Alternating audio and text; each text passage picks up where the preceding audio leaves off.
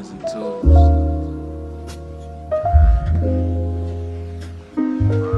And I just come here to let y'all know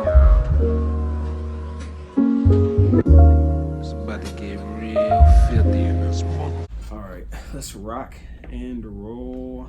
Ready? Let's do it. Alright, so welcome to episode 46 of In Todd We Trust. It is a beautiful Sunday morning. Very, very sleepy. I'm trying to wake up. You can access the podcast now at itwtpodcast.com for spoiler-free one-sentence reviews and movie ratings, episode descriptions, Song of the Week playlist, movie soundtrack playlist, and a submission form to be a guest on the show. Always can listen on Spotify and Apple Podcasts and watch on YouTube, all on Thursday morning. So today we have Northwood's finest, aka Vashon, on the podcast today. How you doing? Hey man, I'm doing great. How are you? I'm good. He's making it. He's trying to make it. Put on a strong face on this Sunday morning. Recovering. We're here. It's about 8 something in the morning. So we're making it. It's a little aggressive. Yeah, it is. I was thinking on the way over. I was like, what did I like? I was trying to think back to myself that booked the time, and I couldn't remember why I thought it was a good idea. I was like, man, there's nobody on the street. Like, I'm tired. Yeah. Struggling, but we're here. We made it. 100%. So you are from LA originally. 100%. Yeah, absolutely. Born and raised In LA, and you have plans. I know we chatted about it before, to possibly go into screenwriting at some point. Yeah, my dad's a screenwriter on the side, so Nice. He wrote a couple of movies. One is called 75. Okay. I think it got some airplay known as Dead Tone. Once they changed the name. Okay. And then he did a movie with my godfather, Brian Hooks. You might have known him from Three Strikes or Soul Plane. Okay. He's they did a movie together called LMAO. Okay, So got it. He's Dope. been doing it. It's cool, and my godfather Brian really does a lot of the acting and screenwriting, producing, directing. He's doing stand up now, so it's cool. That's what's up. Is your father also from LA? Yep. Okay. Well, he's from Fresno. Okay. Moved down to LA, went to CSUN, so it's cool. Okay, got you. All right. So from that scene, has been out there, so he knows the ropes. Mm-hmm. What's your favorite part about LA? Obviously, living in the Midwest now, what do you miss the most? Man, I think number one, consistently nice weather. Yeah, right. But I think it's just an overall vibe that, when you get down there, you really feel like you can do a lot of different things. You know? I think when you go and get trapped in the Midwest a little bit, you can lose sight of some of the finer things out there. Yeah. Right? And so you stop chasing for stuff that you really think you can get, with hard work, just really a lot of patience. Right. But when you're in LA, you're constantly seeing the best of the best of the best of the best, or New York or Chicago for that instance. Right. So like you're constantly chasing something.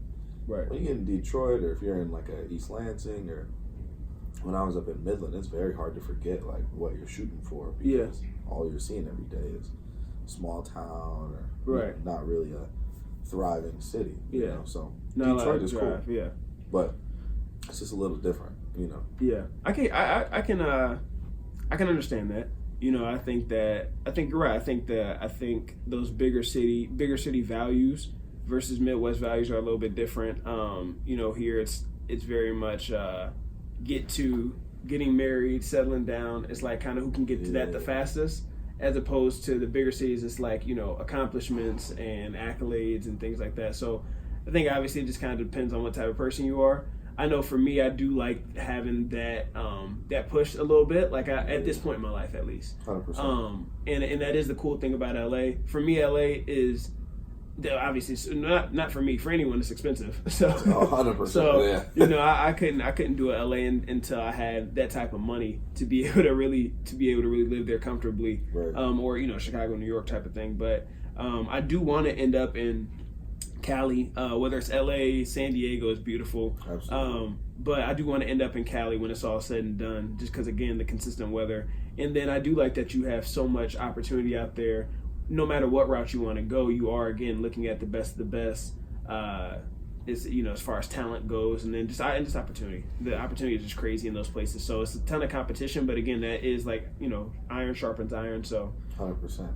I think when you're you know, if as long as you're well connected in LA and you Right. feel like you have a strong network, you can really pivot really easily. Yeah. And kind of turn something into nothing, really. Yeah. But if you're sitting in a spot where, you know, you don't talk to people, you're not very outgoing, and you're just going out there and chat, it's not going to work. Yeah, you're going to be in a bad spot. Yeah. Right? And then you're going to come back home in 4 months and be like, right. I couldn't do it. Right? So. That's what everyone does. And I have a pretty good network out there of just, honestly, just a lot of friends that coincidentally, a lot of them aren't even connected with each other, but a lot of friends that went out there.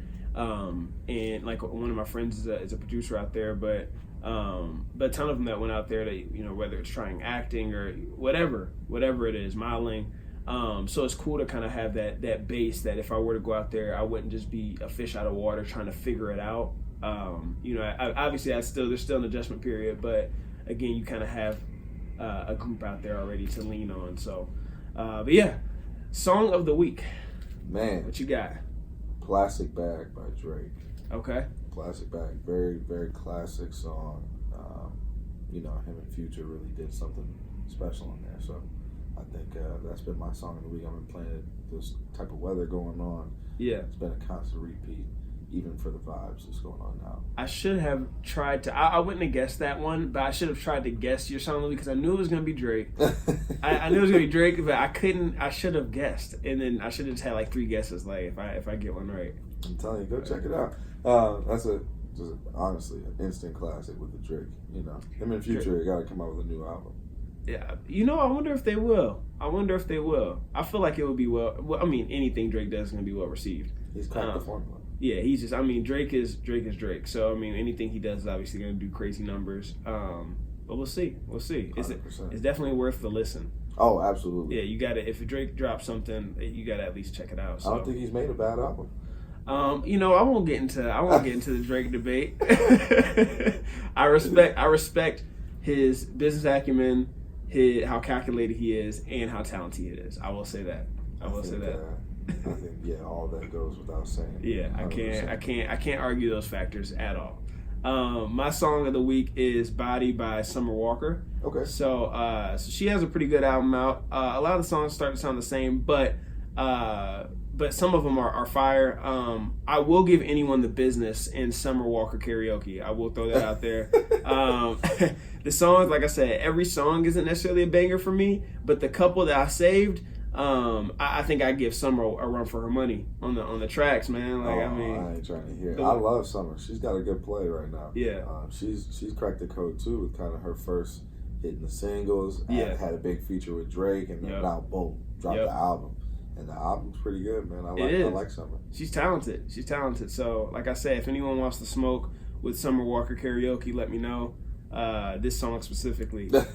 Next, we have random rapid fire. So some questions you're not prepared for, especially at 8 o'clock in the morning on a Sunday. But let's get after it. All right, let's do it. Were you a Fresh Prince or a Carlton growing up? You know, I think I was a little bit of both. I started off my earlier years kind of in that Carlton mode. I felt like I was pretty nerdy. Yeah. I always wanted to learn something.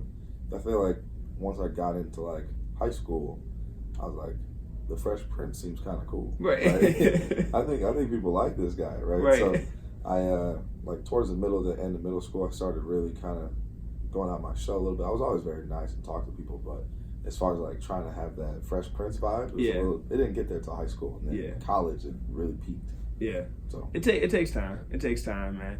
You know, you'd rather be that than the other way around. Yeah, right. Like 100%. If you could clone yourself, would you? You know, I don't think so. Yeah. I think cloning is. I think it's interesting science, but as far as doing it, a little weird. I don't think it's me. Do you ever wish you had a twin? You know, no. I'm an only child, but I'm not. Like, I've got a little sister in LA, but she's so like young. You know what I'm saying? That it was a 10-year difference. So you grew up mostly feeling like an only child. Yeah, for like that first 10 years I was. And then, you know, my little sister came along and it was cool, but we just never, I mean, because it's such a difference, right? Right. We're not both like guys, so we don't, you know, it's a whole thing. So. Right. It's totally different. Yeah. If you could give your younger self any advice, what would it be? Man, one, save some money, but two, just take more risks. Like, it doesn't mean anything. Yeah. You know? Yeah. I feel like any risk that you encounter in your 16 to really, honestly, 26, 27, like, you can really pretty much bounce back pretty quick. That's a good point. Yeah. So I would say just be risky, right? I got to keep telling myself every day, like, just take a risk. Right. What's the worst that's going to happen? You know, get slapped on the wrist, pivot, or or it could work out really well. Man, yeah. No, I hear that. If your targets were only criminals, could you be a hitman for $20 million a year? Absolutely. Absolutely. I'm taking all the million. I'm sorry, but shots you gotta go. Yeah, you gotta go. What you gotta do. If you could be highly trained in one area, which would it be? Shooting, hand-to-hand combat, or hacking? You know, I think when you look at this, the most dangerous out of them is the hand-to-hand combat. Yeah. Like, I feel like if you could get lucky with the trigger, right, and even the best, like, miss shots. Right. But if you got deadly hands and feet, like, yeah, you'll never lose that. Yeah. Even like the 80-year-old Bruce Lee, like, right, it's still pretty dangerous. Right. No, I hear you. I don't know which one I would go. That one's a tough one, because obviously shooting, you can be long range, especially if you're like Will in this movie, right? And no one even gets close to you, even knows you were there. But then, like you said, obviously hand to hand, if someone gets their hands on Will, obviously he can fight too. But if you're just a shooter and then someone gets their hands on you, find out where you live, it's a wrap. Right. Like, it's a done. Like, now hacking, super long range. I mean, if no one knows where you're at, then you have all the power. Right. You know, but I don't know. It's a tough one. Go-to slushy flavor. Banana. That no one has had that one. I always love asking this question because every once in a while I'll get like one that no one has even said, and I'm like, bro, I didn't even know it was a flavor. Banana. That's one of those 7-Eleven flavors. The 7-Eleven. if you ever get an opportunity, the banana with the pina colada. That sounds pretty good. And just take that on your little Slurpee. I've been craving a Slurpee. Yeah, they have. Sometimes I'll get a hankering for one. They had this, what was it? This Airhead one. It's like cherry. It was like sour, sweet, like cherry Airhead one for one like 2 summers ago. Man, I miss it so much. Yeah. Oh my gosh. If you had to rewatch the same movie for the rest of your life, what would it be? Ooh, this is a great question. That's a tough one. I love Tarantino movies. I think Okay. they're well written. I think they've got chapters in them. I love Pulp Fiction. Okay. So if it's like a real movie, Yeah. Pulp Fiction. Okay. Disney Ratatouille. That's hilarious. Those two, Pulp Fiction and Ratatouille, just It's a little, completely different sides of the spectrum. anyone can cook. I swear I think about that quote way more than I should. Like 100%, right? Like, anyone can, even honestly, just in context of just doing like other stuff.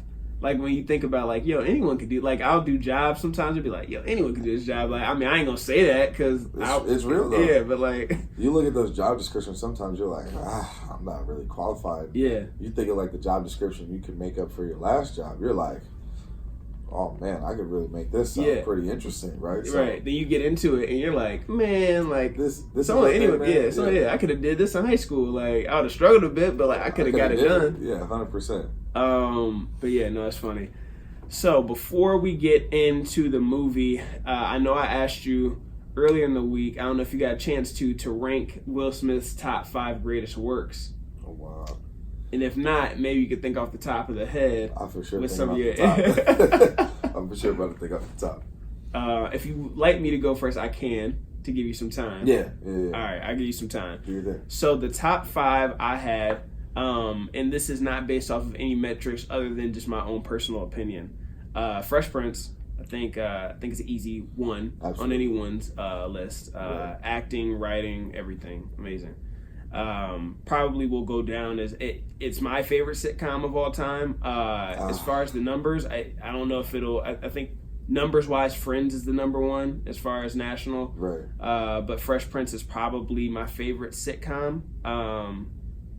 I don't know. I have a lot of it's tough because there's a lot of different characters. Anyway, back to Will. Fresh Prince 1. His Instagram account is 2. He took over Instagram. You think?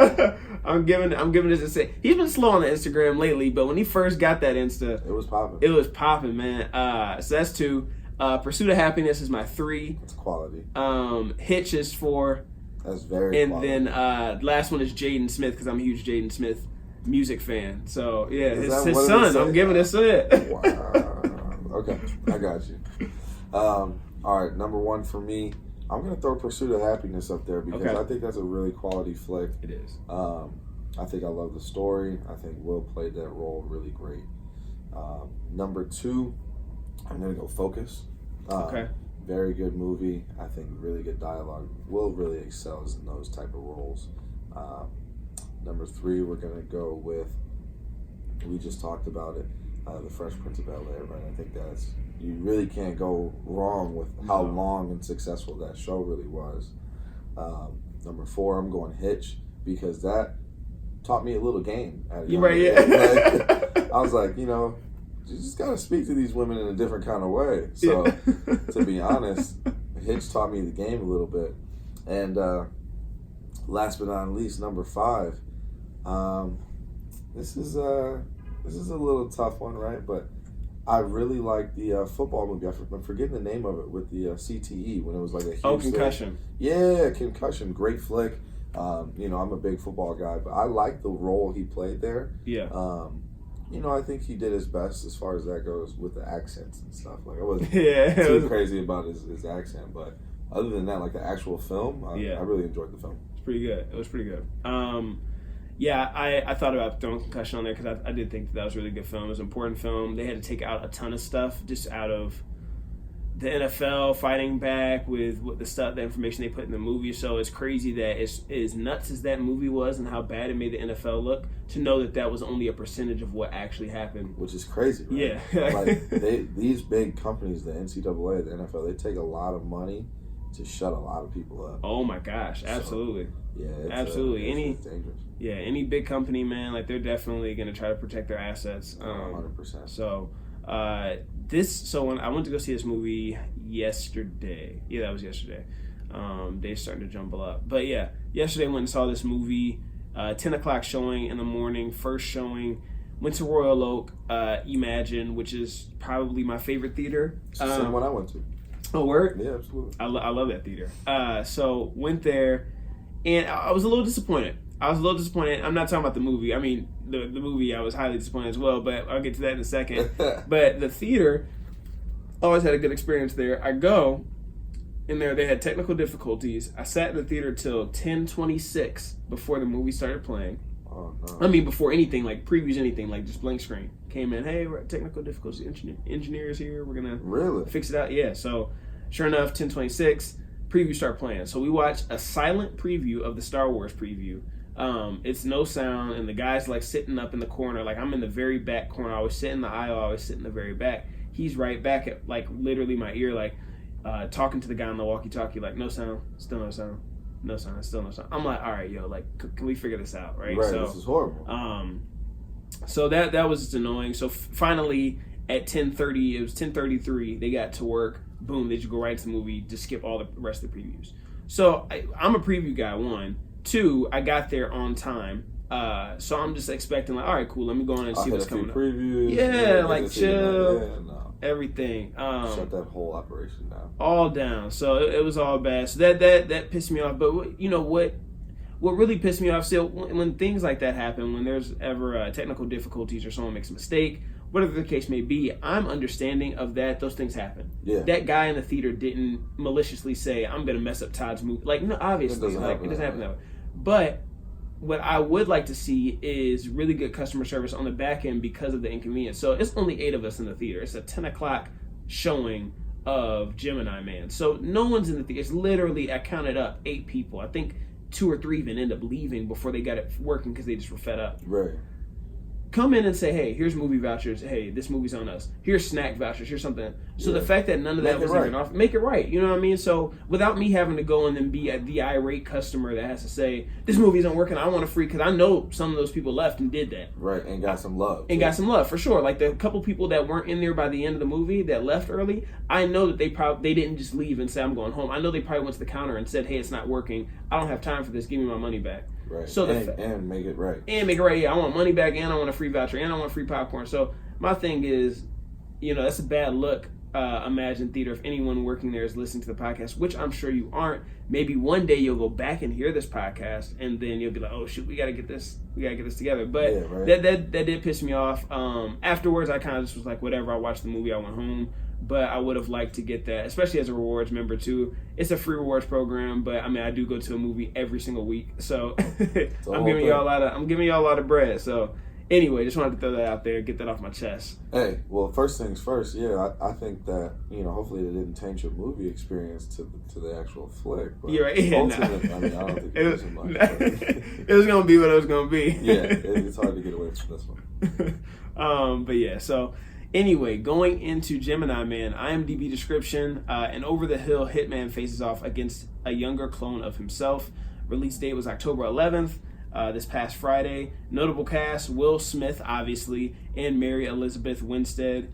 And then director for this. So this was interesting, these directors and writers. And it's interesting because of how, what level the film was at. I'll say that before we start talking about it officially. Right. Director, Ang Lee, who did Life of Pi, really good movie. Brokeback Mountain, never watched, highly critically. Yeah, exactly. Hulk, not the Incredible Hulk that came out in like 2008, but Hulk that came out in 2003, which was horrible. So he did that. And then Crouching Tiger, Hidden Dragon, classic fighting movie. One of my dad's actually favorite movies, so I've seen it way more than I've wanted to see it. Right. But writers, David Benoff, who was written for Game of Thrones, ton of episodes for Game of Thrones. I know exactly what you're talking about. Yeah, and X-Men Origins Wolverine. Obviously, love both of those. X-Men, obviously, Wolverine got mixed reviews. I'm a huge X-Men and Wolverine fan though, so I loved it. Billy Ray, who did Captain Phillips and The Hunger Games, so both very successful movies. Right. Darren Lemke, who did Shazam, decent movie that came out, DC, Turbo, through DreamWorks, which is a funny movie, and then Shrek Forever After. So I like the Shrek series, but that was probably the worst Shrek out of the series. But anyway, you have a wide range, obviously, of writers and directors as far as their background and what they've done before. So interesting that they all kind of came together for this project.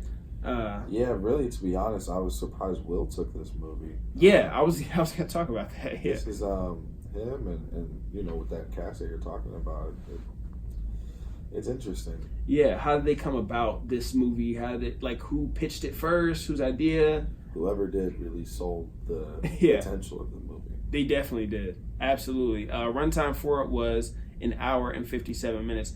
Real quick, I'm about to check the video real quick and make sure that this is going. Okay. All right, we're back.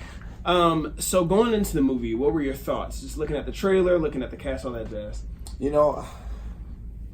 I didn't really know what I was getting myself into. Mm-hmm. Even watching the trailer, really kind of seeing the full scope of what the preview of the movie is going to be, I wasn't this reminded me of interviewing someone, no red flags, nothing really wrong about it, but there's just no wow factor. Yeah. So even the previews, all the way even to watching the movie, I was just there's nothing physically wrong with this. Everybody performed this well. It just they didn't do it for me. So I think from the start, not a lot of buzz, not a lot of attention, even with the Will Smith name on it, right? You hear about it, but it didn't get the hype that a Will Smith movie typically gets. Yeah, it was. So the preview, I saw the preview and I was like, you know what, this does not look good. I remember actually talking about it with me and my friends went and saw it. We have an annual guys weekend that we started last year, so we went to Louisville this year. Went and saw Fast and Furious Hobbs and Shaw, which was horrible. Which that was one of those it's going to be bad. Spin-off. You know it's going to be a spinoff. The Rock is the main. Whenever The Rock is the main guy, it's probably not going to be a well-written film. It's just going to be the draw of The Rock. Obviously, he's one of the biggest names right now, and whatever. Anyway, we went and saw it, and we saw this preview. That was my first time seeing it. And we all looked at each other like, man, that looks horrible. So anyway, but obviously you want to support Will. I love Will. I think everyone loves Will as a person. Right. So was thinking, all right, this probably won't be that good, but I'll give it a shot. Even the concept just was intriguing. The whole like clone again, like there was no wow factor that like I think they thought that was going to be like, oh my god, a clone, and it just kind of didn't do it for me. We're at clones now. Like, yeah. I'm sure there are really clones out there. So, right. Yeah. Right. Like, at this point, this is just normal. So it was like, it was that. I just it didn't draw me in. The whole I love Will's whole family, so I like supporting them in general. But my biggest critique of Will is that he had, as great as he is, and as many good performances that he has out there, and even some great, he has a lot of weak ones too. He has a lot of weak, or at least a lot of weak films, and I think some of it might even be the writing. So less of him as an actor, but more the writing and the script. And then also, though, you have to judge Will on taking some of these roles. Like, you decide, even if the writing is bad, like you read that script and you said, okay, I'm in. And I mean, he's a seasoned vet, so I feel like he should be able to point out some of these films that, this isn't the right move. Yeah. Do you think Will really checks what scripts he's? I mean, I think he's got people for doing that now, and he's had a team so long that he probably trusts their opinion. He probably skims over and is like, I can do this role. Right. I think just performance-wise, like when you look at what Will did, I think he had his older character kind of sort of himself, and he played himself in a way, right? As a marksman shooter. And I think that, he did a decent job with that role. I think where he really excelled was trying to be, because when you think of clone, you think like less of your original self. You think maybe shadow of who you really are, maybe a little quirky, maybe a little different, right? Right. And I think he really did well with the clone. Yeah.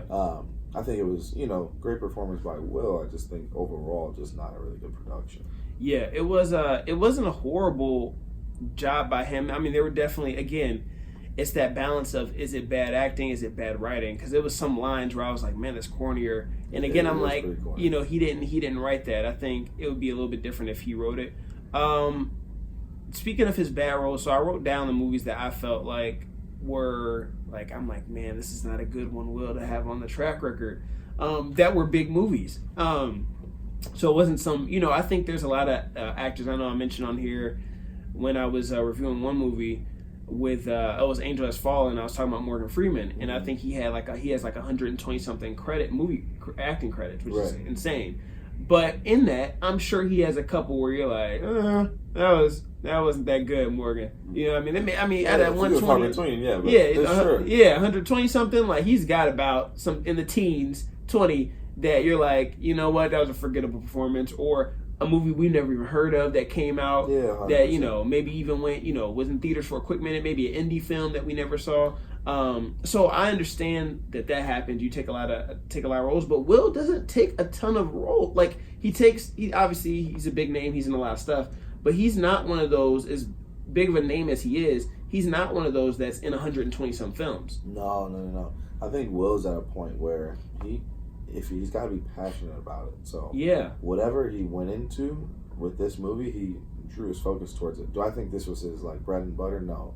But like when you look on Netflix and you see Will Smith's doing One Strange Rock, right? Right. And he's documenting about astronauts in space, you're like, Will somehow took like some interest into this. That's how this came about. Like, they didn't just say, narrator Will Smith. You know what I'm saying? 100%. Will had to take an interest in that show, I'm sure, and request to even maybe be a part of it, or just kind of throw that soft, I would do this, Yeah. And then it comes to fruition. So I think with like movies like this, it's a really interesting take, because it doesn't have Will Smith stamped on it. No. So yeah, he must have taken it must be something about the cloning, about playing a younger self, something about that challenge must have intrigued him. Yeah. 2 characters. He's thinking maybe he might get 1.5 times his regular rate for doing basically 2 parts of the movie. Right.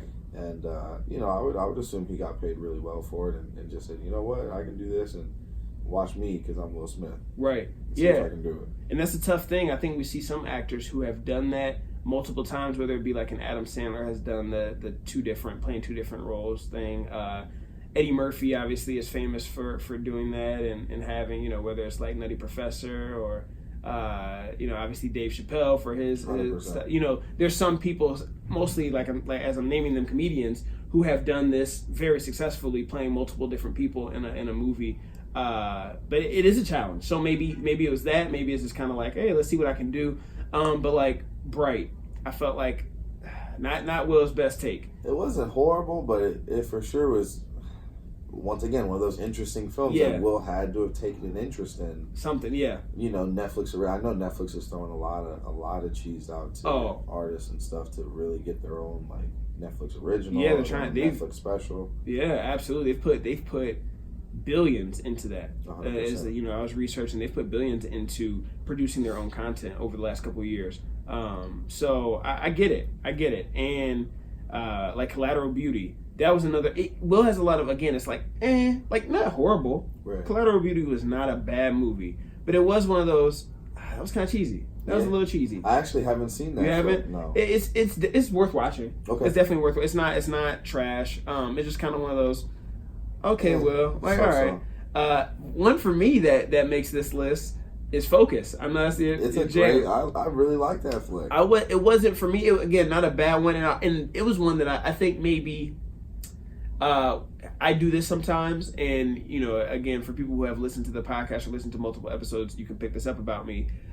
If I have really high expectations for a film, then I judge it really, really harshly. Yeah. When instead of just watching it for what it is, I need to start going into movies or whatever it is, music, albums, any type of art or situation for that matter, with no expectation. That way I can just judge it for what it is and not this pedestal I put it on. So I saw him and Margot Robbie, and I had this blockbuster. It's about to be the greatest thing I've ever seen. So I shouldn't have went into it with that. So some movies I need to go back and rewatch with just, let me just watch it for what it is. Yeah, 100%. Focus was a movie for me, and even Gemini, man, I thought, maybe if it wasn't the Will Smith aura, right? If it was just a regular B-list, C-list actor that we have no idea who they are, and they did this role and did it successfully, we would have been like, not bad. Yeah, that's a good point, yeah. But because it's Will Smith, and like you said, we put so much hype on it, not a thing.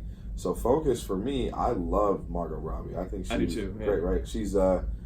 She had The Wolf of Wall Street, and then she had a couple other films, but then it was like, okay, I'm back on a Will Smith, right? I got a real studio movie here. And I think she did a good role. It was a little corny and cheesy at times, right? Like with just some of the dialogue and kind of everything that goes about with it. But just overall, like, good watch. That's a sad, happy movie where you can sit in your apartment alone and really enjoy that flick. Yeah. Yeah, I think Will, what the trend is he really shines, and it's no secret, he really shines in rom-coms and like hitches, 100%. Comedies. That's where he shines. That's who he is. That's Will's. I mean, you even see like again his Instagram account, which I love and everyone loves. You see that where he shines best is that like funny, like offbeat humor. That's just clever, and that's where he shines. So sometimes when the writers try to forcefully include that into movies that don't have that aspect, it's got to be organic. It comes off corny, instead of just letting Will be Will, like, you know what I mean. So that happens. Hitch is a great representation. I think a lot of that was improv, right? Just Will being Will, man. That's all it's got to be. Yeah, if you let him do his thing, if you let him be Fresh Prince, it's gonna be good. Right. Flat out, we've seen it. It's a good formula that works. So don't change that up.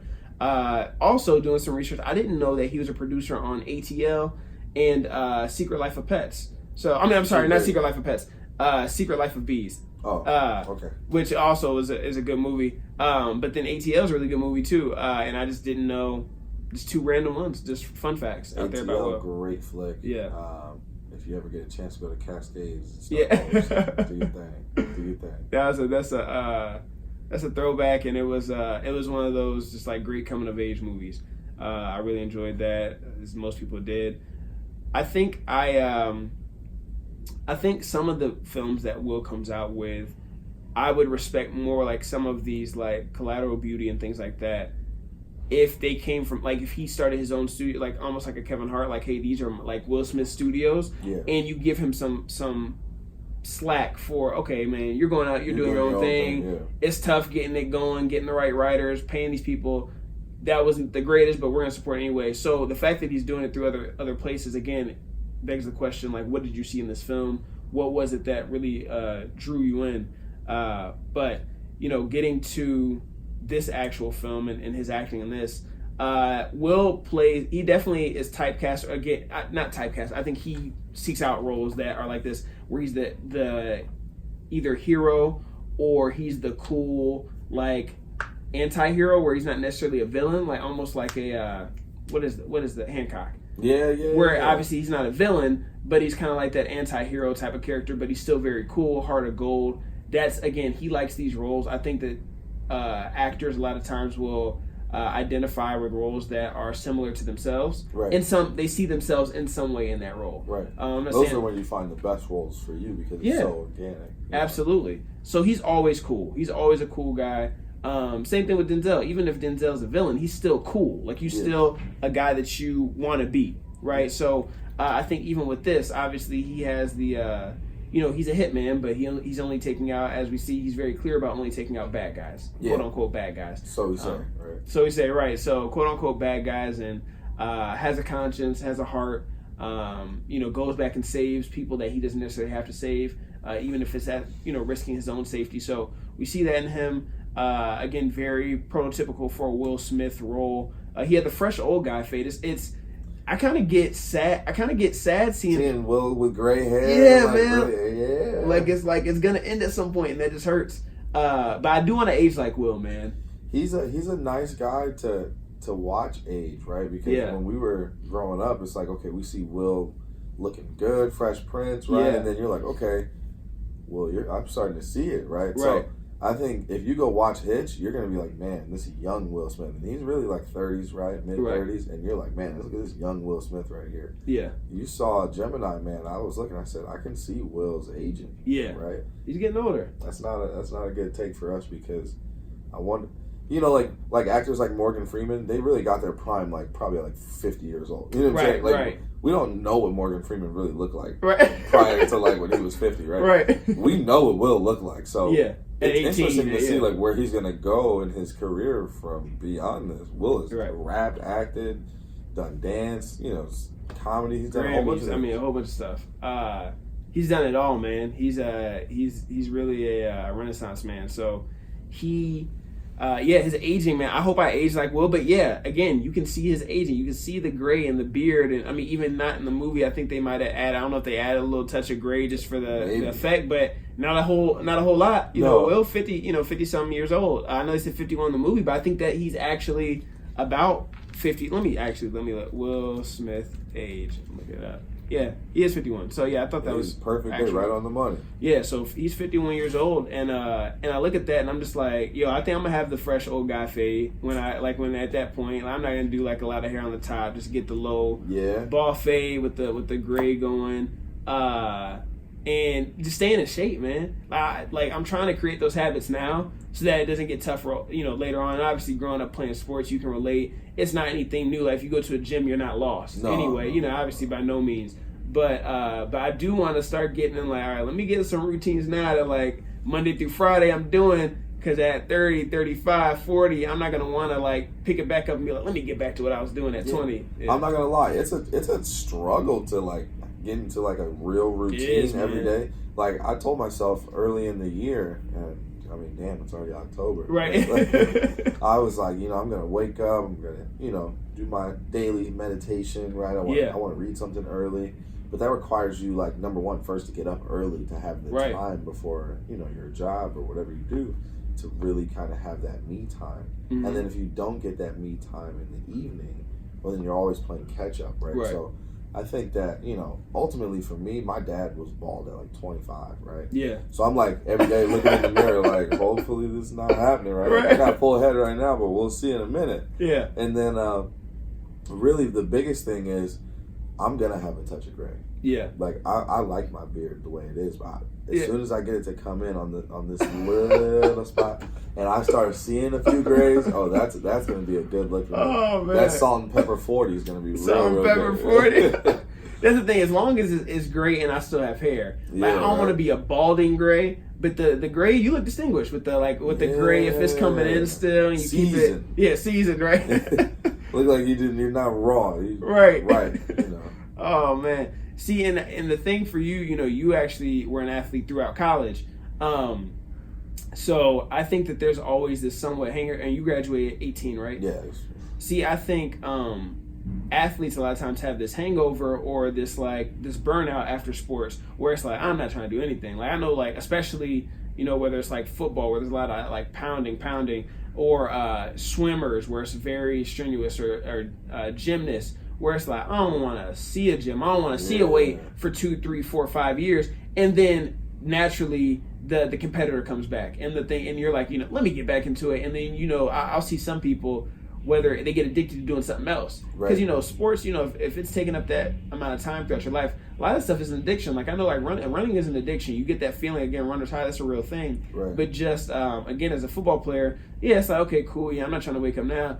And then something will click in you next year, 2 years, and you'll be wanting to do something. You'll be out there playing tackle flag football again. Yeah, right, like something, right? I'm still in that hangover, to be honest. Like, yeah. Once I had those last 3 Canadian League tryouts, I was like, God, I'm not ready to do anything. Right? Yeah. I started working at the Renton, and man, we was having 1.5 hour, 2-hour lunches. We were eating at some really nice places to eat. I'm just like, I like this aspect, right? Like wine and dining. And then they used to be like, all right, let's go work out. And I was like, for what? Like, you want to work out on lunch now? Like, let's keep eating. Right. I like being downtown and trying all the foods. And even now, you know, even though we're in a gym, I'm just like, I'm not trying to work out. Yeah, I hear you. No, I same thing. So when I ran track through, you know, all the way growing up 5th grade, all the way through high school, and then starting up going to college, had plans to walk on, got hurt, and then, you know, the struggle of, I got hurt my senior year of high school, and then there's that struggle of, not only do I need to get back to where I was, I need to get faster. Yeah. But I wasn't fast enough to run in college, so I knew that I needed every bit of time between when the season ended in the summer to really, I wasn't trying to rehab, I was trying to get better so that I could be able to make a team, you know, and walk on at MSU or wherever I ended up deciding to go to school. Right. And again, I didn't rehab enough, and then I didn't get fast enough to be able to do that. So by the time I got to college, it was like, you know, maybe I spend this first freshman year, again, trying to rehab, get faster, and maybe sophomore year walk on. And then I was like, yo, F this. Like, I'm used to being a regular student, waking up, and I'm seeing my friends, some of the friends that I knew who were on the track team, saying, yo, we got 5 a.m. workouts every day. I'm like, I don't even like appealing. that don't sound appealing at all. I don't even like 8 a.m. class right now. So I'm like, I'm eating good. I'm playing these IM sports. That's enough. One hour a week going out here playing flag football or volleyball. You got your 60 minutes activity. Yeah, 100%, man. So I wasn't lifting none of that. So and then sure enough, about junior year, I got back into, you know what, I want to start lifting again, you know. Right. But that was 2.5 years before I really was like, let me get back into scheduled, you know, routine. So it definitely takes time to get back into that. I wonder if it was Will. Do you think Will was a believable hitman? And when I say believable, I'm comparing him to, you know, naturally your mind just does that. You start comparing to other films that we've seen like this, like a Denzel and Equalizer, because I feel like Denzel was a much more believable hitman. You think? Now, I saw Equalizer 1 and 2, and I like that role for Denzel because it came like it was obligatory. Like he had to, you know, step in and use his skills even though he didn't really want to. Right. Now, Will is at a point when we start the movie where we see, like, oh, he's in the fray early. Right? Yeah. And so we're like, okay, this is Will. As far as believability, I don't know. I think he played the role well as far as like his cues and his really saying like, okay, this is like a militant approach to how I'm doing it. Yeah. Like, with the phone and the alarm breach and you know, really kind of working with the other agent. I think that you can tell that there was those militant moments, but as far as believability, I think he's believable. Yeah. You know, overall, I think you know, really, and that I think his believability comes from kind of the stuff around him, like the breach with the phone, the secret door to open it, things like that, right? That shows like, oh, okay, this guy's done this before, right? Yeah. Not so much Will. Right. I feel you. One of the things that I just had to make note of because I was just like, oh my god, this was like the cheesiest part. The kid who's in the principal's office, and remember the guy who the guy who was his initial contact for sending him to stuff, who he ended up at the end, who he gave a Coke instead of getting alcohol. Oh, yeah. That dude, when dude was at his kid's school, and he's sitting in the... and the kid is like, they're like, why are you acting out in class? And he was like, science is wicked boring. And I was like, yo, who wrote that one line, right? Man. I was like, right before he grabs old girl's phone. Yeah. I was like, come on, man. No. Stop it. But that part had me. So the story for this movie, the setup felt kind of quick. It felt kind of like, I don't know. It's weird because it's a delicate balance, and again, I'm not a writer. You might be able to shed some light on this as someone who is aspiring to be a screenwriter. Obviously, come from that, and your father doing it, Godfather doing it. There's a delicate balance with some of these movies of we want you to get into the action fast, but at the same time we want you to develop properly. Right. So like Angel Has Fallen was the third installment, but Olympus Has Fallen. I reviewed that a couple weeks ago. And I felt like they did a good job of, now granted that was the third one by the time I reviewed that, but of let's set up what's happening here and let's get into the action. Like we don't want to there should be explosions, shooting before we get to halfway through the movie. Let's get into it, 5, 10, 15 minutes into the movie. But with this, it felt a little sloppy getting into it. I think when you first start out with these big action movies, right, these blockbuster studio films, you've got to catch the attention early, right? Absolutely. Now, I think this movie with a long-range shot where you get somebody to like, okay, like I felt, comfortable about this, but I think this movie really lacked a lot of suspense. Yeah. And when you don't have suspense in a film, it's like, okay, action. Like I see it, I'm here for this, but I'm not getting fed I'm on my edge of my seat. Right. I never was on the edge of my seat with this movie. You know what I'm saying? Because there wasn't the suspense piece to it. So I think any good flick has got to have suspense. And I think most action movies are losing that aspect of it. Yeah. You know what? I think that's a good point. I haven't even thought about it that way as far as action movies in general, but I think you're absolutely right. When you watch some of these, whether it's Hobbs and Shaw, just most recently, and then Angel Has Fallen, which there's a bit of what's going to happen here, but you still kind of, if you take the time and really write it down, you probably guess what's going to happen. But I think that is a good point. It's focused more on, or even like the John Wicks and things like that, where, John Wick has been a very successful trilogy. I don't even think that they thought it was going to be that successful, to be honest with you, if I had to guess.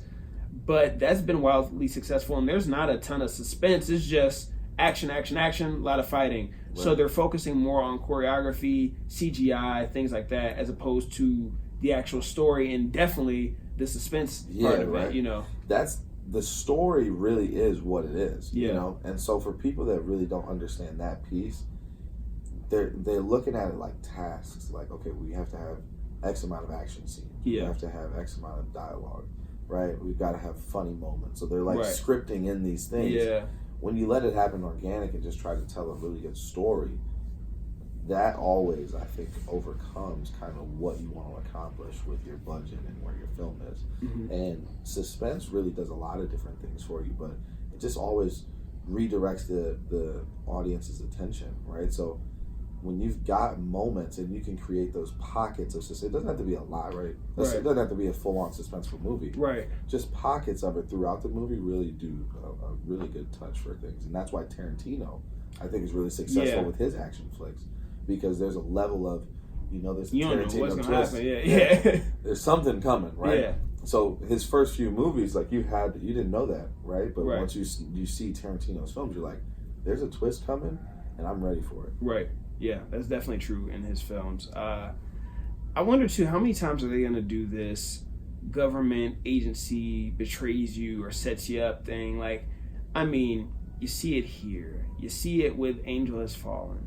You see it with the Bourne Identity series. 007. 007. That Mission Impossible. You see, how many times can you do it? And maybe the answer is as many times as we want, because it probably really is happening. It keeps working, and I guess it probably is really happening. But I think that this formula is just kind of like, come on, guys, like, is there anything else we could do? Like, I don't know. Like, there has to be something else or a different angle we can come from of the Equalizer. How many times are we gonna, again, you have a retired, highly trained, whether it's the guard, or he's a Green Beret, or he's a secret agent with the CIA, or he was with British intelligence. Whatever the story is, and then they retire, and then they somehow get drawn back into it in the government. It's just, how many times can we do that? And Right. I don't know. And again, maybe the answer is obviously you can keep doing. Yeah, indefinitely, because it's working, right? This movie didn't get a great reception from the critics, nor has it done well in the box office. But in general, this type of movie has been doing well, and I'm sure this movie will do fine, at least get back to budget. Yeah. It's Will Smith is in it. They've put a lot of marketing behind it, but yeah, I'm sure they'll get back to budget. But with that being said, I mean, I just feel like there has to be some other ways that we can come back to it. But on the flip side, I watch a ton of Disney movies. A ton of Disney movies for a century have had the same formula, and I love them all. So Yeah, right. you know, I think once they're riding this wave, right? Yeah. And I think it happens in music, it happens in sports, it happens true. in film. When you have a method, or it's all, everybody plays copycat, right? For example, if you're in the NFL, right, and the Chargers are playing the Ravens, Right. and the Ravens defense shut down the Chargers offense, right? You're just like, man, next week, whoever that next team is, they're going to do the same exact thing. Yeah, they're on the same See defense. if Yeah. you can fix it, right? Right. The movies are going to do the same thing, right? It's like, oh, you did that? Well, let me see if I can do the same thing with Right. a different name, different people, different crew, and see if we can create that same, effect. Some are going to work better than others, but Right. that's just the industry we live. Really, the world. The world, yeah. Because think about Drake. Most of his stuff is pretty consistent, right? Right. You've got a few songs in here where he really raps, and you can tell that he took the time and wrote his own stuff. Right. Then you got times where he's had a songwriter, and Right. it's still a quality song. Right. Then you got the other times where it's a little bit of both. But that's on every single album. Right. I know what I'm getting myself into with his. Oh yeah. with You know it, what a Drake album normal. brings, right? Absolutely. You know you're gonna get a dance record, you're gonna get a hit record, you're gonna get him snapping on one song at least. Absolutely. With that, maybe featuring like an actual rapper, whether it's Ross or Hove or something like that. He's gonna have one or two big features, Yeah. and he's always gonna make the song quality. And he's gonna put you on to some people you never heard of. Yep. But these movies that consistently do the same type of plots, it's gonna keep happening, right? Yeah. It's just a matter of who can outdo the next person. Right. Yeah. I think. That is a way to put it, and I think sometimes about that when it comes to like ideas I might have and that I share.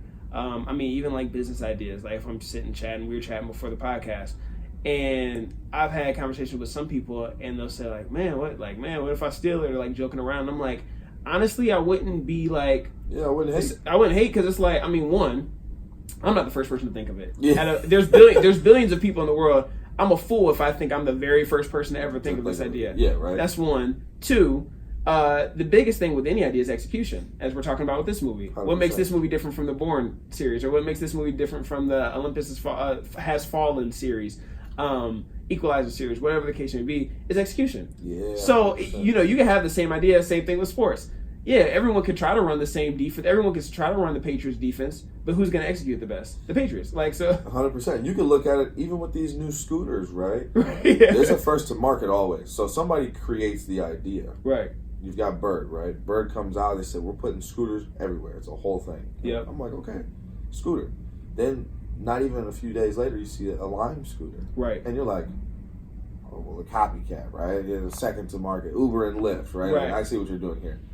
You get on the Lime scooter, you're like, oh, it's just like the Yeah, Bird. it's a little faster. I like Lime. Right. So then you got the spin. I've never tried to spin, right? I've Right. got two sufficient products for me. Right. But I was in Chicago a few weekends ago, and Lyft now has their own scooter, Mhm. right? So there's always a first to market, but there's also innovators throughout the market. Yeah, who's too, the best to do it? right? Yeah. So you don't always have to be first. You just have to be successful in what you do. And if you're 100%. going to be a copycat, you got to copy it and then innovate. Right. Absolutely. Shout out to Frank. Shout out to the General. Shout out to Frank. Give me your call. Right, shout out to Frank. But yeah, man. One of the things I felt like was rushed specifically was like the relationship with Danny, which was a weird relationship there, right? So, Yeah. So the girl, it was like, I was waiting for the romance. yeah, it was, where are we going? So it jumps in quick from him meeting her initially. We see the tension there when they first meet. Then he blows her cover as being, with the DIA. Then they get, then obviously they're on the run together. Right. So you feel like something's gonna happen, but it's almost that weird, like, okay, she's college age. He's 50. How weird are we gonna get here? Because Will, you're kind of over the. You can't be playing the hitch role anymore. Now it kind of becomes creepy, and we don't look at you like that. So we don't. So, but you want it to happen. Right. So it's that weird. Like, is she gonna get with the clone? Is it gonna? Is it a thing? And they never did it, and it just was kind of like, what's the deal there? Like they hinted at it. This movie lacked a lot of like those soft touch points. Yeah, right? there's a lot of follow up. Yeah, there's no like you're giving us bait but no hook. Yeah, you know, so it's like you just throwing the bait and we're anticipating like, okay, we're gonna grab this and something's gonna happen. Right. And then we grab it and it's like, wait, that's it? Yeah, right. So, I mean, it lacked a lot of those like empathetic feels. I couldn't empathetically really feel for the clone.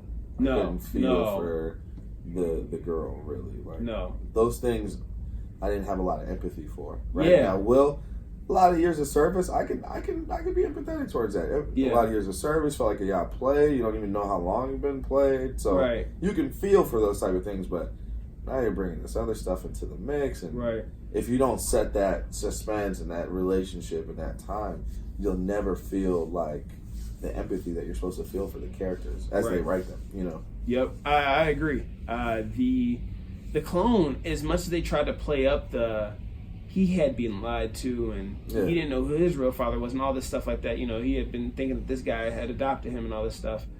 That didn't do it for me. It didn't do it for me. It didn't hit like they wanted it to hit. I've also never understood why some of these, like in these movies, you have obviously they send like this SWAT team or Special Secret Service team to go take out the target. Right. And this one is Will or Henry. And I've never understood the psyche behind these guys. If you're the top killer and you just took out, if we sent a wave of 20 guys to kill you and you took all of them out, what makes me think it's going to be my lucky day that I'm going to get you? Yeah, right? Like clearly we need to get you in, like, the old school ways, like poison. Yeah. Or things that, like... You're allergic to bees. Yeah. I'm putting you in a room with bees. What? It's over, right? But, you know, even the clone aspect, I think that we look at dogs more as people than clones, probably. Yeah. Right? Right. So a human element is tough to write and really put that into in a clone aspect. Yeah. Because we think of clones as less than human. Yeah. Like, there's that soul attachment that we don't even really think clones have. Right. So we're like, yeah, you walk and talk and you look like me, but I still don't think you're a person. You know? Like, if the clone would have died, I would have felt nothing. Like, I'm like, oh, okay, cool. Like, they would have ended with the clone, like, sacrificing himself to, like, save everyone else. Some type of writing like that. I'd have been like, cool. Like, like, you did your job. You're a clone. We can make more. Right. Clearly. Yeah. Clear. So that was a weird thing. But yeah, it also being an assassin, you have to stay on tip all the time. Like, just being like, he had the alarm. Like, I just wouldn't want to be in that business. Or even like, I love crime movies or like organized crime and gangster movies. I'm like, I don't know if I really like. It looks cool and it looks glamorous, or like even a Scarface. You know, you're some big like drug lord. But it's like, yo, someone's always trying to get you, and if you have a wife and kids and family, like, that's too much stress, man. That's an all-time top five for me, Scarface. Yeah, absolutely. But I hear what you're saying, right?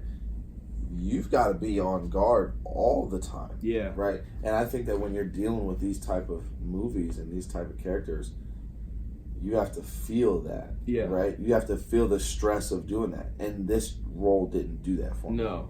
Like, I want to feel that tension of, like, man, like, when I saw Scarface, I was like, yo, you're making some bad moves, and I can feel... He's paranoid, yeah. I can feel that paranoia. Yeah. Right?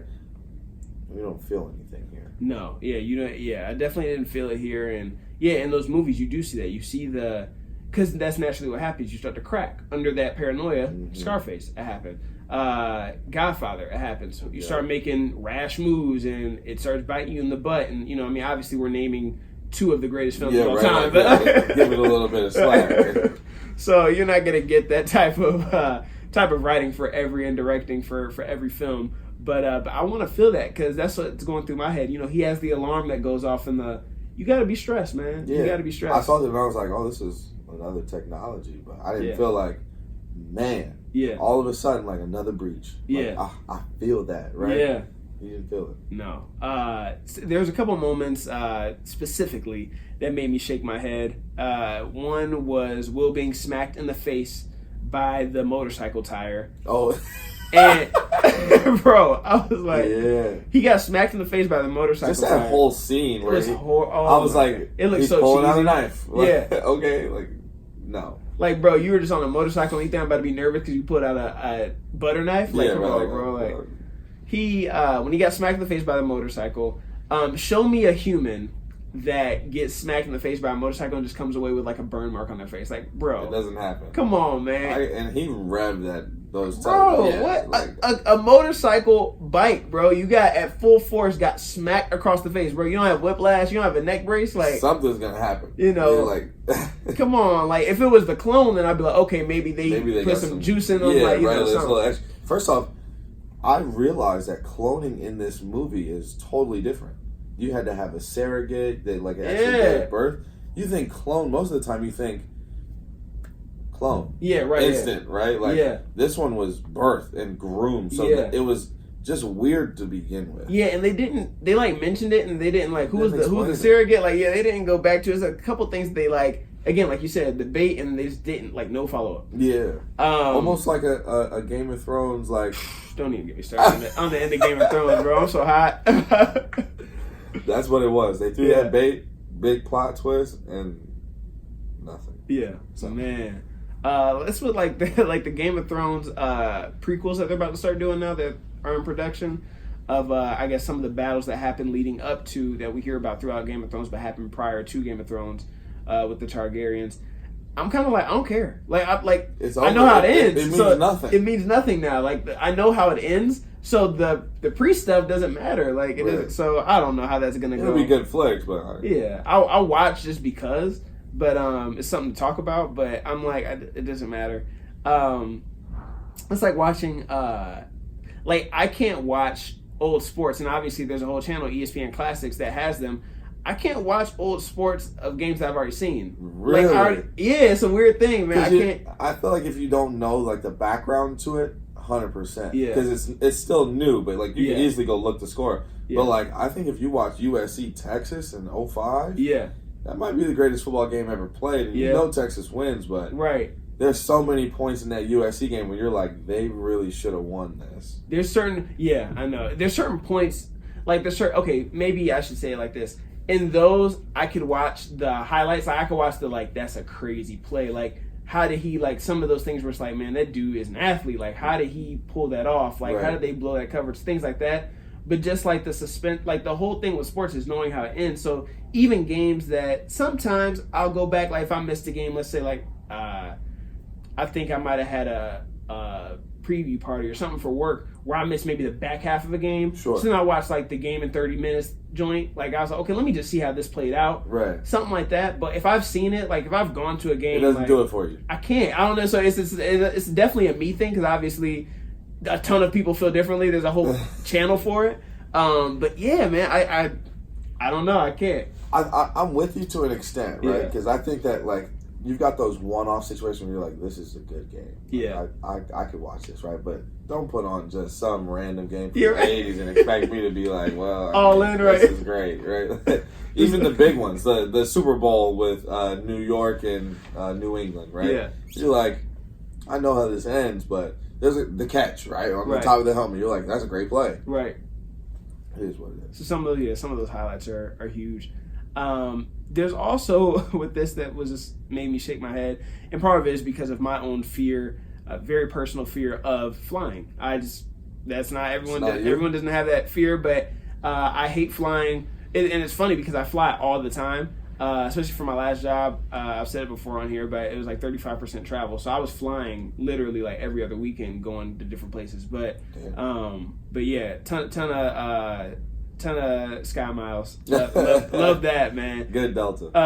But yeah, it was no chance that I'd get on a plane in this movie, especially a plane like when they were flying. Like I can't remember where he went with the one homie that is like old war buddy. Are you talking about when they went to the island or when they went to Budapest? I think when they went to Budapest. On the private jet. On the private jet. Yeah. There's no way I'm getting on a private jet and the government's after me. Yeah, right. In a private jet with no weapons. Like, they're not in a fighter jet where it's like something pops off, we're ready. We're ready. No. Bro, if they got surrounded if a fighter jet came up behind them, it's over. Like, the whole movie's done. So and I was thinking the same thing. Like, who's the air traffic controller you're talking about? Right.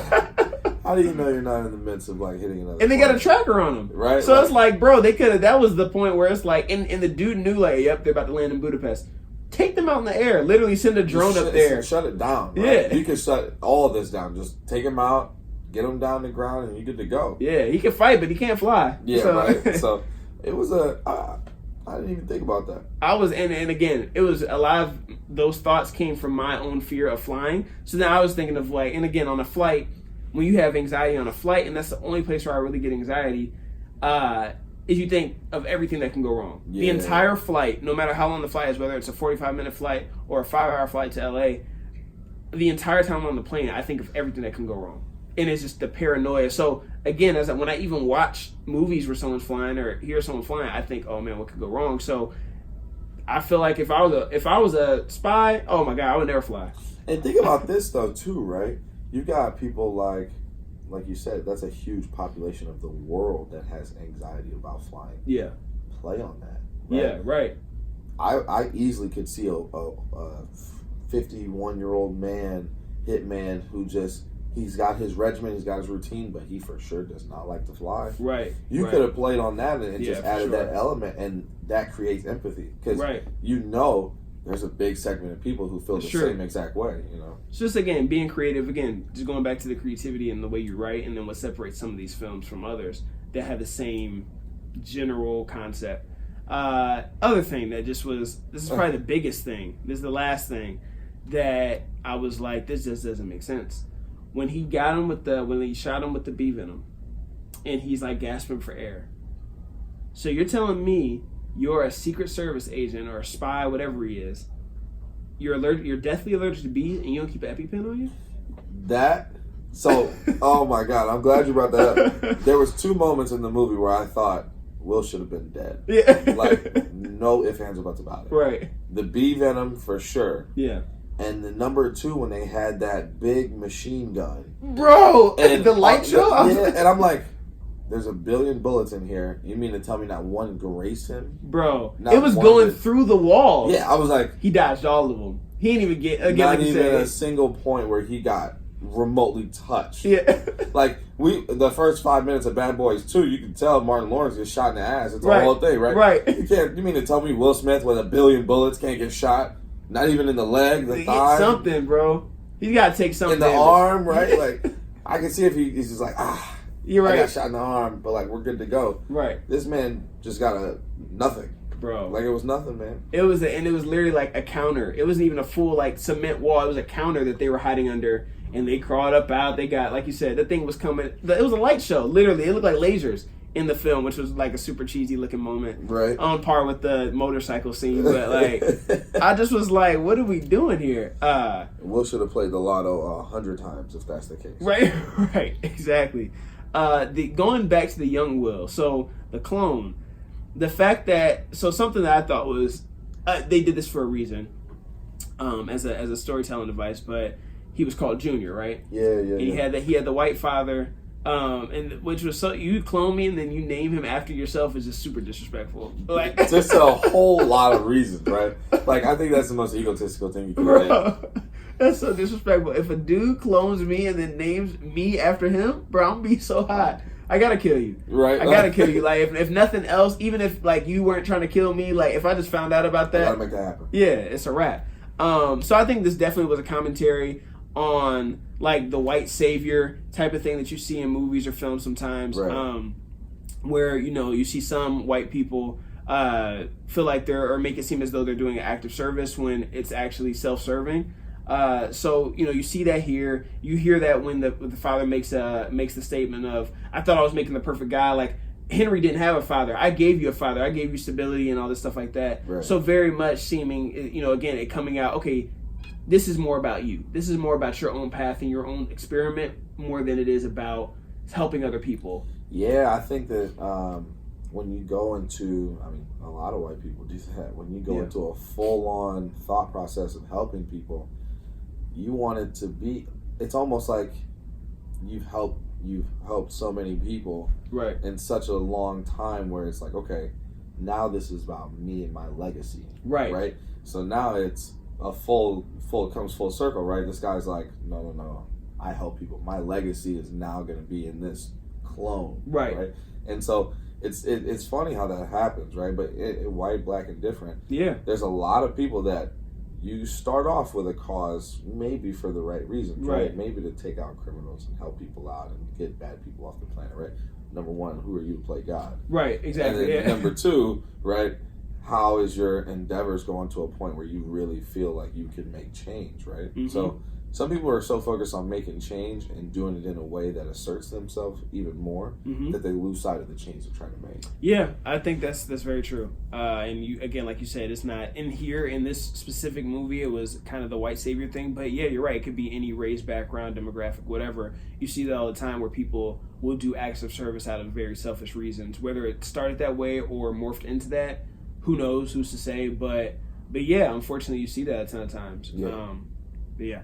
The young Will, he was flipping around, especially the second Will that came out of there, that had like no emotions. Yeah, they were jumping around like Spider-Man. So I want to know what was in that clone juice. Like they didn't, I told you. they didn't elaborate on that either. Like, okay, I get that he's a clone. I get that he doesn't have a soul or whatever, or emotions or recollection of where he came from. Any of that.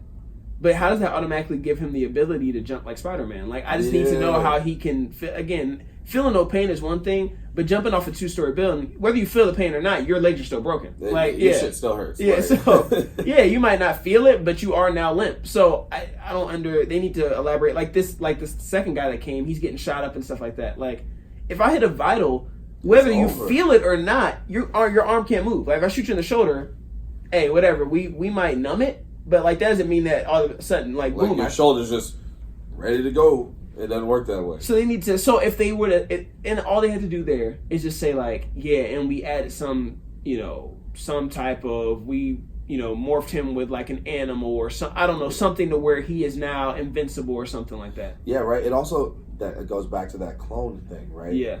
They want people to feel empathy for these clones, right? But they make them less human, right? And more human. You know what I'm saying? So, poor job of really going into a point where they really think they're really trying to do something, right? And for lack of better term, they can be like, "Well, he's invincible because he's a clone, right? Yeah." And then you're like, well, is he human? We've been trying to get this human piece. Like, right. You've been giving us this bait for the human element, and then you just like, well, he's a clone, so he's invincible. Yeah, like, just come on, man. They gotta do better with that. The other thing that, and I don't know if you caught this, but I paid attention to it because I thought they wanted me to pay attention to it. So again, as a movie, don't draw my attention to something if you don't want that to be like a big point of emphasis. Right. The clone only ate dairy. So the clone. So first I noticed it because I didn't notice it was. I didn't pay attention to the fact that it was dairy. I just was laughing at the fact they said this line when he came back from trying to kill Will the first time. So when the clone came back from trying to kill Will the first time, he went back and he was like, "Hey, I told you to meet me." The dad was like, "Told you to meet me here," or whatever. His dad, but it was like, and he was at his crib, and he's like stitching himself up, and he's like, "Man, you got to put that fear behind you." And then the dad was like, "All right. You want a bowl of cereal?" And I was like, I was dying. He likes dairy. Yeah, so I was cracking up at that, just kind of like, yo, what you gonna offer me? I almost died, and you just offered me a bowl of cereal? Like, bro, I want way more than that. So that was funny. And then the next scene is him at the like whatever the Gemini practice center, and he is in the morning, and he's eating an ice cream cone. So then I was like, okay, only dairy products. Yeah, I'm like cereal at night after like for dinner, and then in the morning he's eating ice cream for breakfast. I'm like, it's both dairy. So I thought they were gonna maybe say like in order to sustain the clone, he has to have dairy. They need dairy to build muscle, and if they don't have dairy under like a certain amount of hours, they dissolve or some crazy stuff like that you see in some of these film or some of these clone type movies or when they're messing with like genes or DNA. And they never came back to it, so I'm just like, oh, so you just like cereal and just like ice cream in the morning, like, and they never even came back to like. It would have made even more sense if they were just again drawing the parallels with the clone. If Will made a statement like, yeah, man, like I just really love ice cream. Like, and Then it's it's like, like, oh, okay, oh, all right, well, so I that's can why. tell, Yeah, right. that's his clone, so he likes ice cream too. We get it. But they just never, and I just thought that was an odd thing for him to have. Like, we only see him eating twice. And one scene is at night, he's eating cereal for dinner, and then he's eating ice cream for breakfast. That just, I don't know. A little tough, right? I thought when he brought the cereal, I was like, this guy has put him in a mental state to where he's like, cereal must be like a prized possession. Yeah, you know what I'm saying? Like, where you put he's him abused him, and you're like, here's some cereal, and he's like so grateful to have cereal. You know what I'm saying? Yeah, that could be it. One thing that I thought that they didn't really elaborate on, and correct me if I'm wrong, maybe I messed up. There was a point in time where I dozed off for maybe 5 or 10 minutes. But at the very beginning of the movie, they had this Ace of Spades tattoo. Yeah, right? On the wrist. And then you see like Will Smith has it, and then the Asian guy has it, and the guy on the boat has it. Yeah. But then they didn't really. I don't know if that was just like, oh yeah, we all came from the same like group or battalion, you know like when we first came. But yeah, you're right. They didn't at least like. Because that was a big foreshadow. It was like they stayed on the camera. Like, something's gonna happen with that. Yeah, but we'll come back to that later. We never came back to it. No, it just was like, yeah, we all were in the army together. Like, what? You had to show us, you had to be super dramatic about that shot just to come back and say we all were friends? Yeah, right. Like, we got that from you shaking his hand or you hitting him up in the first place. Or You're going right. to see some yacht in the middle of the ocean. Yeah, right. Like, we got it all. You know what I'm saying? Exactly, yeah. No, I'm with you. That was a point, too, where I was like, are we going to come full circle or are we going to talk about a pact that they all made or some type of connection other than just we're in the army together? Like, absolutely. Yeah, they dropped the ball there, man. And I hate that dude had to die too. Like the second homie, the second homie, he just was in the first. He was there just helping out, man. And everyone got the car, but him. Like if a couple of them did, if they all didn't get the car, and they all suffered a couple burns, but then crawled away. But like he just was on the side with the sliding door, and like, oh, the automatic doors just going. Like this is not happening. He just couldn't roll out the car quick enough, bro. Like that me, and I didn't realize that first too. He's that guy. I forget the actor's name, but he's in Doctor Strange too. No. Is that the yes? I think that's the Asian guy in Doctor Strange. If I'm not wrong, might be yeah. He gets a bad rap. Man, every movie. Dang, man, like homie he couldn't get out the car quick enough, man. That hurt me. Yeah, right. And then the last scene was just cringe as far as the end of the movie with them on the college campus and them trying to tell him what his future. He's like, hey, I think I got I got it or whatever. That whole scene of them playing like mom and dad was just not a. It's weird. It's a little interesting. Like it's one of those like, okay, you should feel good at the end of the movie and you just feel dirty. It felt weird. It's like he's a clone. He's not real. I don't feel this. No. Like that empathy. Yeah. Empathy is huge in a film because you have to relate.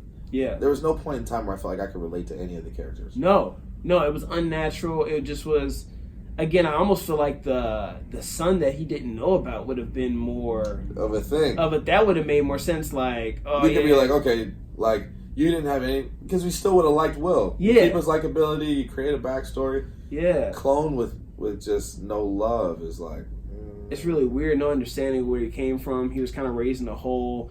If it would have been like Will hooked up with this girl from back in the day, and then Varys paid this girl to not tell Will that she was pregnant, and then Varys raised the kid as his own, and if that would have been more of like, all right, you know what I mean? But like the clone, then we would have related more like, dang, this kid has like gone lied to. But it's a clone, so it's kind of like if he blows up right now, he's not a real person. Like. So that was hard. I think a big piece too was when we first started the movie. They created Will Smith's character in a light that almost was unbelievable as a human, right? Yeah. To where he's just losing his touch because of old age. Yeah. Things like that, right? If you're one of the best marksmen in the world, you're right. Old age is not going to take you out. But maybe you've got a drinking problem. Right, yeah. Maybe you have a couple of vices that put you in a spot that make you more human. Right. Which is causing a lack of performance, right? Right. So I think we could have had more of an empathetic feel if you saw Will Smith, like, had some vices, right? Maybe he was an alcoholic. Maybe he had a girl problem, right? Right. Maybe he had a gambling problem. If you go through that piece, then you can say, okay, this is a human. I'm empathetic because of the human element to it. and now I can tell why he has a kid, why this is the whole thing, why he got cloned. Like, now I know this whole backstory, right? Yeah. I feel all the different things, and you feel for the new one now because you're like, well, he has no idea what's going on. Right. But when you do it a clone and you don't make anybody human. Yeah, and he's no touch. The retiring didn't really make, again, they didn't, just again, the development piece of that, the backstory. He's retiring because of what? Oh, like I was a little off on that last shot. And the thing is, as a marksman, as we saw, as the way he's recording it, it was all math. So if it's all math, how'd you lose your touch as a mark? Like, you just got hit. And his hand-to-hand combat was still nice. So it's like, where'd you lose your touch? Yeah, you should. If you lost your touch anywhere, it should be your athleticism, not your math. Right. Yeah. The basics of the job should still be the basics of the job. Literally, it was all timing. Like, it's not like he just was off the cuff. Like, I'm about to just try to shoot freehand this shot from 2 kilometers out. It was all math. So it's like, all right, at 3, 2, 1, shoot. Like, that's not a touch. I don't know. Whatever. But overall with the movie, I definitely could have written this. You think? Man, I could have. If you give me some time, man, some parameters. No, I'm kidding. I couldn't obviously not diminishing what these guys do as far as talent. And sometimes, again, a lot of the things I say on the podcast are tongue in cheek. And obviously know that these guys that I'm, quote unquote critiquing and talking about the movie, that I have no place judging what they actually do. It is still fun to chat about it and stuff like that. Yeah, 100%. As anything, any art that comes up, you're going to have, I've said this before, it's easier to critique than it is to create. So, any bum on the street can critique something, right? Like if I create a design, he can look at it and say that logo should be bigger, the font should be over here. Anyone can do that, right? Right. But that same guy couldn't get in Photoshop and create something. So, it's very easy to sit back and say, these are all the things I do differently. So I think that is tough and it is hard to go on and make something. So, and I respect Will's judgment. Again, I don't think this was a good film. It wasn't for me. What was I about to say? Oh, the movie did make you want to, the movie did make me, at least while I was watching, say, how are they about to wrap this up? Because some movies, I don't even want to know how they wrap it up. Like, I'm like, I just want to get up and leave the theater. Right. It wasn't a get up and leave the theater movie. I wanted to see, where are you taking me? So I did want to see where they were going to take me. I don't know if, I don't know if this makes me question Will's acting ability more than I already had. Like, I was already at a point where earlier this year, and I've said this on the podcast before, where I was having a conversation with some friends about who is a better actor between Will and Idris Elba. And I said, and it was one of those, you never thought of it before. And then when you think about it, you're like, honestly, I go Idris. I like Will. Will is one of my favorite ever. But when I'm just thinking just strictly acting, I think Idris is a better. I think there's a lot of actors better than Will Smith as an actor. I think he's just so likable. He's so likable. He's so relatable. 100%. He plays roles that fit him most of the time, that are just perfect for him. The Fresh Prince. Is the Fresh Prince? Is it like, man, is it like This Is Us? He needs an Emmy for every act. Maybe not that. It's just Will being Will, and it's Will. Amazing. We love Will. He's again, like I said, he's relatable. He's really funny. So is the acting amazing on every episode? Maybe it's not the acting. It's just Will being himself. Right. I think, like you said, right, everybody's got an opinion, but not everybody has a vision. Yeah, so right. I think when you're in that point, like, yeah, absolutely, we're going to critique, but we're really just the people of the masses. Right. As far as Idris and Will, 100% Idris. Yeah. If you've seen The Wire and you've seen that role he did with Stringer Bell, yeah, and you've seen some of the other movies that he's done, I think you'll definitely give it to Idris. Yeah. I like seeing him on film, right? I just think it's just when you see Idris's name, you know he's going to do it well. It's going to be quality. Yep. But I think ultimately it goes back to the opinionated thing, right? You have to, as an artist, have a vision, right? And I was watching Netflix, and I really have been very fond of Jon Favreau. Okay. He's got the chef show on Netflix. If you ever get a chance, just watch a little bit of it. Okay. But there's this one episode where he's basically with another producer, I forget the guy's name, and they're creating pizzas. Mm-hmm. And the producer that's creating the pizzas, he's got his own brick oven in his home, and he does it from scratch, and he's doing like 5 or 6 pies, right? Mm-hmm. And the first thing he says is he has everybody come over, and they open up your creativity, and he draws a picture in the book. And he also says that it's really a weird thing we do in film where people actually take the time to write the movie, direct the movie, produce the movie, and then they hand it off to somebody else to edit. Mm-hmm. And it's like, that's like getting all the ingredients together in your kitchen and really laying all the foundation out, getting all the meal prepped, and then telling somebody else to go cook the food. Right. And you're like, if you're going to start and do that process, you might as well do the process that makes the most sense, because that's what really draws the attention in the crowd, right? So as a creator, you've got to take full advantage of your vision and take it through all the steps of the process. Otherwise, you can get lost in translation. Yeah, you got to take accountability for sure. And I think with this, I think a point where they could have maybe capitalized a little bit more is the trailer. So because the film, let's say the film is what it is. You get to, this is the end product, right? They could have made a better trailer to try to maybe, I don't want to say trick, but that's what, the trailer a lot of times, it is what it is. They could have made a better trailer to trick the public. Because I feel like I knew that this was going to be great. I there's movies sometimes I review, and like Joker was one for me that I didn't enjoy, but that I thought, Joker, I always said that it was either going to be, I was really going to like it or I was really going to hate it.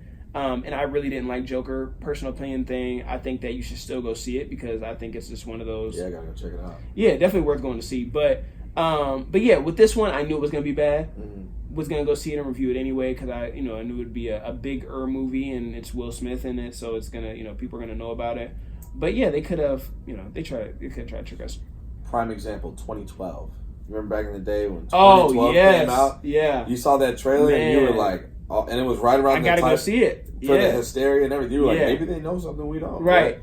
And it's a whole thing, and then you get to that movie, you're like, this is not good. The Day After Tomorrow, same concept. I went and saw that. I went and saw it with my dad. I remember going to the theater, and we were like, what did we do? We were hyped, too, to go see it. Yeah, for sure. If you were in 2012 watching 2012, you were like, oh, it is over. Yeah, it's going down, But, yeah, not a good flick. And the day that the world, I think it was 2012, December 21st. It was the day after my birthday. I'm like, man, what a birthday present. Yeah, and everybody kind of was like, yeah, right. Okay, we're holding your breath. Yeah, the 22nd, man, everyone was happy. What would you rank this on a scale of 1 to 10? It's gotta go for a 3 for me, man. Just for my own personal, I won't watch it again. No, absolutely not. I think that ultimately I like seeing Will, but I'm indifferent, right? Like, I give Will the credit to go see it because it's Will Smith. I think that, he plays a part in a lot of different things that I like in culture. So I say, hey, Will Smith movie, I'm going to go see it, but I'm not a raving fan. Yep, that's fair. I gave it 4.5. Probably generous, but probably very generous. But Netflix is where I would say, watch this if you need to watch it. If it's just something where you're like, I got to see it, it's Will, I got to support. I'd say, if you're chilling at home, Friday, nothing else to do. Actually, Friday might be ambitious. A Thursday, Wednesday, $5 Tuesday. I would if you got a Tuesday or you got some free time. $5. Go ahead. It won't kill you. Free popcorn at the theater on those days. Yeah, just go ahead. See if you like it. Upcoming movies. Is there anything coming up that you're excited about? Really just the next Tarantino flick. Okay. That'll make 10, right? The next one is 10. Yeah. I also did see a trailer for Top Gun with Tom Cruise. Oh, okay. As Maverick, so I'm interested. I think correct me if I'm wrong, I think I saw Brad Pitt in there as well. Okay, I have not seen that trailer yet. Yeah, Top Gun. Okay. I believe it's Tom Cruise and Brad Pitt. Okay. For sure Tom Cruise. Right. Not 100% sure on Brad Pitt. I gotta check that. But I'm excited for Top Gun. I've got small memories of the old Top Gun. Yeah. So I might have to rewatch the old before the new. Right. Or just start with the new and see what happens. Got you. Okay. I definitely have to rewatch. For me, I'm excited just honestly for Disney Plus coming up next month. So Disney Plus, their streaming platforms coming up, and they have a lot of original content. I've talked about it before on the podcast, and when it actually gets here, I'll chat a lot more about it because I'm a huge Disney fan. Disney has disappointed me in a lot of the stuff they've been doing recently with these live actions and what they're doing with Star Wars franchise, and even kind of overdoing some of or maybe getting a little lazy with some of the Marvel stuff as far as their creativity with it. But still raving fan, still a huge fan. Staunch supporter of Disney So I'm excited for them to come out with this stuff. So You know, I'm a little indifferent towards the Disney thing, right? Like, Mhm. I'm a huge Disney guy as well. I love Disney. My little sister is a huge Disney fan as well. But what I don't like is, and this is something that is never going to change now that it's a thing, right? But the streaming services, the subscriptions, like it's another $6 subscription, right. paired with my other $6 subscriptions. Yeah, right. That's gonna just over time. I'm gonna look and I'm really gonna do the opportunity cost. Like, do I really watch Disney enough for this? Right. But it's gonna be like a Planet Fitness thing where you see it on your checking account and you know it's there and you know you don't use it to its full potential, but you're like, I have to have it. Yeah, and you're like, it's only $6. Right. That's how they get you, because you look and you're like, what's $7? What's, you know what I mean? You look at the $10. What's $10, man? Right. Do I really feel like going over there? And But you want all the access. Yeah, you want all the access. Yeah, you Right. want to be able to. It's the day when you want to use it. You know, you cancel it a week later, something drops, and everyone's You're like, talking about it. I want it. Right. Yeah. Now the only thing for me, Disney is limited with what they can do Very with content. So they're very limited. So now what they're doing is they're pairing a lot. They're like, they have the membership options. And again, I'll have more information on this. I talked a little bit about it a couple weeks ago, but I'll have more information when it gets closer. They're pairing some of their memberships with, like, because they own Hulu and they own ESPN. So they're pairing. So it's like, you know what? Go on. Yeah, you could get the Disney Plus for $7, but for that $59, you're going to get free Hulu and ESPN Plus. So now you're like, It's okay, worth cool. it. Yeah. Bundle it. You know, I'm already paying $8 for Hulu. I'll pay $9 for Hulu plus Disney. So yeah, I've got the ESPN Plus, so See? I'm like, there you go. So, if you're paying whatever you're paying I for might that, as well have access to all the Disney movies too. you know what I mean? So, and all the Marvel and all the, all that stuff. So that's how they're doing it. Again, they're a monopoly. So Disney owns, I think I tweeted this a while ago, but like I said, Disney and Amazon will own everything. Well, will be the only two companies in like 15 years. You think? I'm joking. They won't actually. You gotta throw Apple in there. Too. Apple too, yeah. Apple, Disney, and Amazon will own every. Well, those will be the only three companies that exist in like 100%. 20 years. Apple, be on the lookout with that new Apple Card, right? Working with Goldman crazy, Sachs, like that's a whole thing. I think that when you're really start thinking about it, Apple's taking an approach to go into the banking route. Yeah. Where Disney is like, how many multimedia conglomerates can we just take, right? Yep. And then you're looking at Amazon, and it started off bookstore online, and Amazon is scary. Amazon is for real scary. Yeah. Right. I want to do if this ever happens, right? There's a guy up in Mount Pleasant that's working on the he's trying to do the black-owned Amazon, where basically he pulls all the black-owned businesses and creates an online portal so that you can shop from them without being local, right? So his name is Pete. He's in Mount Pleasant. We don't really speak like that, but I've heard of his idea before, and I think that's a really cool one. And so there's going to be plays on these multimedia type deals that people are doing, so they could be really cool. Interesting. Well, hopefully they can compete, man. So that's so actually it's sustainable and it doesn't start for a year and then goes out. So we'll see. Yeah, right. But that's all I have, man. You got anything else? Nah, man. Thanks for having me on. This Absolutely. was fun.